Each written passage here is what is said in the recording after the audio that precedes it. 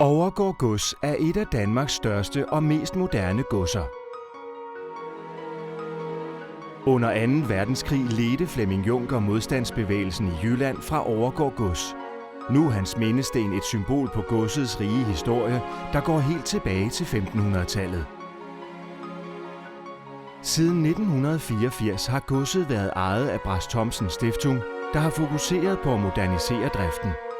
Brask havde visionen, og efterkommerne har ført den videre med investeringer i blandt andet biogasanlæg og en ny maskinhal.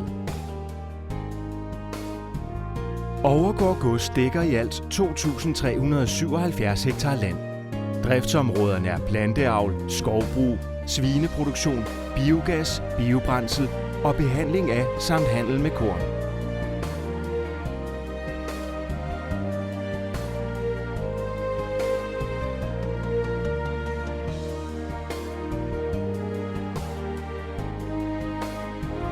Derfor er Overgård Gods i dag en moderne drivkraft i dansk landbrug. Handelshuset Overgård Agro sikrer samhandlen mellem landmænd og aftagere af deres afgrøder. På den måde er der kun ét mellemled i handlen, hvilket styrker økonomien væsentligt. Landmænd kan altid sælge eller opbevare deres afgrøder på godset.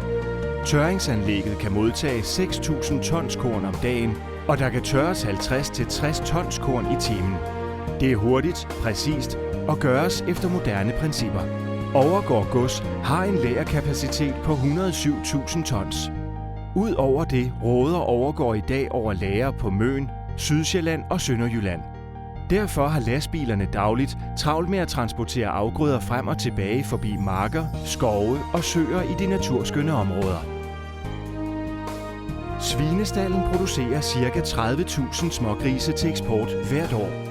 Den professionelle drift har gjort Overgård Gods dygtigere inden for udviklingen af bedre dyrevelfærd.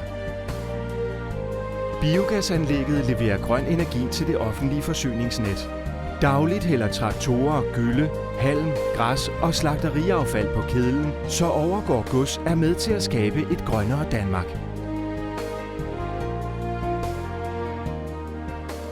Den nye moderne maskinhal blev bygget i 2011. Her parkeres maskinerne, køretøjerne repareres i værkstedet, og de vaskes i vaskehallen. Alt sammen under samme tag.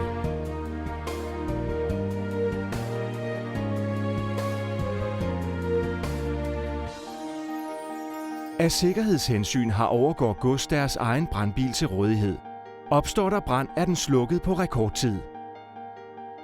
Velkommen til Overgård Gods.